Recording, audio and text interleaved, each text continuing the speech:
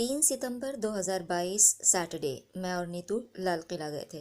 जिस गेट से लाल किला की एंट्री है उसके एकदम कॉर्नर पे मेन सड़क पे ये एक मस्जिद बनी हुई है जिसका नाम सुनहरी मस्जिद है। इसे कुदसिया बेगम ने बनवाया था।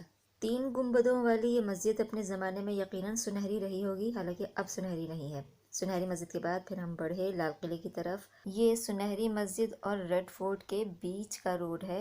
टिकट विंडो भी अभी यहाँ से काफ़ी दूर थी। टिकट विंडो तक के इस तवील रास्ते की मैंने छोटी छोटी सी वीडियो क्लिप्स बनाई थी। उन सब का मैं एक अलग से वीडियो बनाऊंगी। टिकट विंडो से मेन गेट तक ये एक बैरक सा पड़ा था जो हमें पता नहीं था क्या है, पर मैंने इसकी एक फ़ोटो खींची थी। इन्होंने मना भी किया कि फ़ोटो मत खींचो, पर मैं हूँ, मैंने फ़ोटो ले ली थी। ये लाल किले के मेन गेट की फ़ोटो है जिसमें दोनों साइड्स पे कैनन्स रखी हुई हैं, तोपें।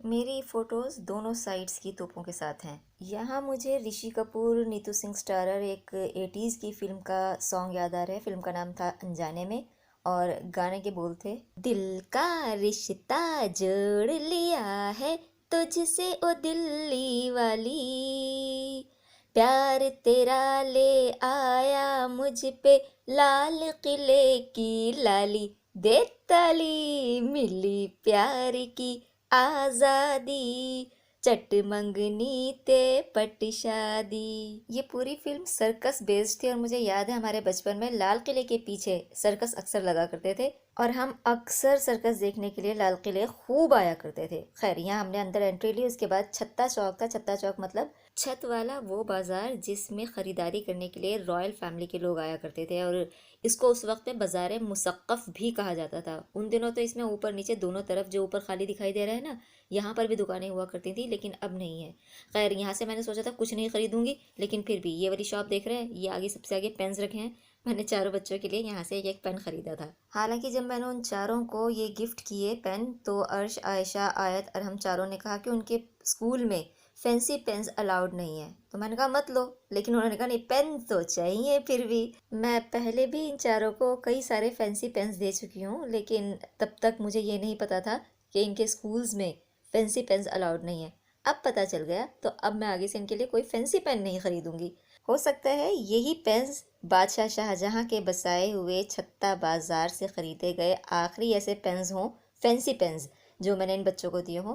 आगे जब भी दूंगी नॉर्मल पेन्स दूंगी। यहाँ से हमने लेफ्ट टर्न लिया और पहुंचे लाल किला सेंटर, जिसे देखने के लिए स्पेशली हम यहाँ गए थे। लेकिन न्यूज़पेपर में लिखा था यहाँ का 100 रुपीज़ टिकट है। वहाँ जाकर पता चला कि वहाँ पे अलग अलग नामों से कई शोज़ हैं, जिनमें से हर एक किसी का टिकट 100 रुपये है। और मैं भाई बहुत गरीब हूँ, मैं इतने सारे पैसे खर्च नहीं कर सकती। जब पैसे होंगे तो दोबारा जाऊँगी देखने के लिए, अभी नहीं गई। ये सेंटर के बाहर की ही फ़ोटोग्राफ्स हैं। आगे बढ़े तो नौबत खाना आया। नौबत खाना यानी नक्कार खाना या नगाड़ा घर, जहाँ पर बादशाह जब दीवाने आम में आया करते थे तो नक्कारा बजाकर उनके आने की इत्तला लोगों को दी जाती थी। इट्स लाइक बा अदब, बा मुलाहिजा, होशियार इस तरह से कुछ रहता होगा। वैसे कहा यह जाता है कि यहीं पर जहांदार शाह और फर्रुख सियर, इन दोनों बादशाहों का भी कत्ल किया गया था। न जाने तारीख की कितनी ही सुनहरी यादों के साथ साथ काले राज भी अपने सीने में दफन किए हुए है ये लाल किला। आज पुरानी राहों से कोई मुझे आवाज न दे, दर्द में डूबे गीत न दे, गम का सिसकता साज न दे। ओ हो,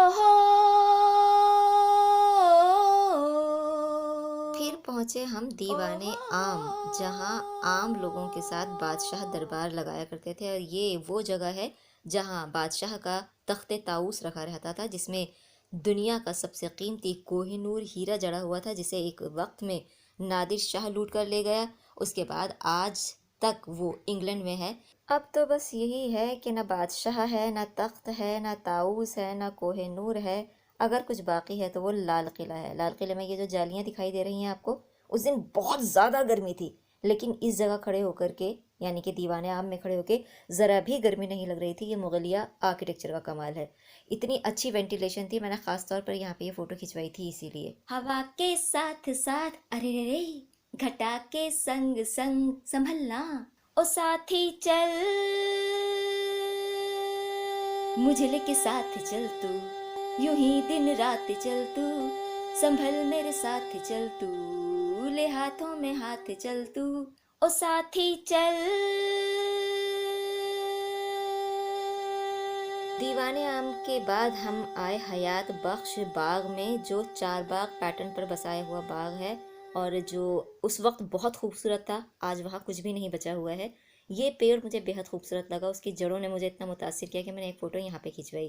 खैर, यहाँ आप हयात बख्श बाग के चारों तरफ देखेंगे तो एक तरफ सावन भादो पेविलियन, एक तरफ हीरा महल और मोती महल के नाम से दो महल हुआ करते थे, जिनमें से 1857 के रेवोल्यूशन में मोती महल को गिरा दिया गया। अब सिर्फ हीरा महल बचा हुआ है और इन सब के बीच में है जफ़र महल, जो पानी के एक बड़े से पॉन्ड में बना हुआ है।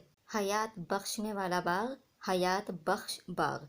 और इसके बाद फिर हम आए हम्माम में। हम्माम में भी आज कुछ नहीं बचा हुआ है। हालांकि जिस ज़माने में ये बना था वो बहुत ही कॉम्प्लेक्स वाटर सिस्टम पर बेस्ड पैटर्न था, जिसमें ठंडे और गर्म के साथ साथ स्टीम बाथ का भी पूरा इंतज़ाम था। उसके बाद नहर बिहिश्त, जिसे मैंने ज़रा डिटेल में अपनी वीडियो क्लिप में कवर किया है।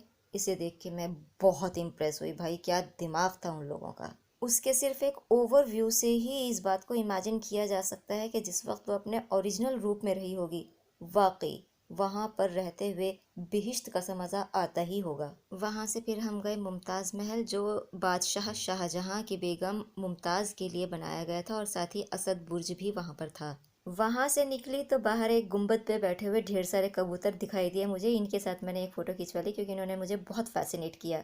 इसके बाद मेरे फ़ोन की बैटरी ने आखिरी सांसें लेना शुरू कर दी, तो बस मेरे मोबाइल में इतनी ही फ़ोटोग्राफ्स थी। बाकी फ़ोटोज़ और वीडियोज़ मुझे नीतू ने व्हाट्सएप किए हैं, उनके लिए अलग से वीडियो बनाऊंगी।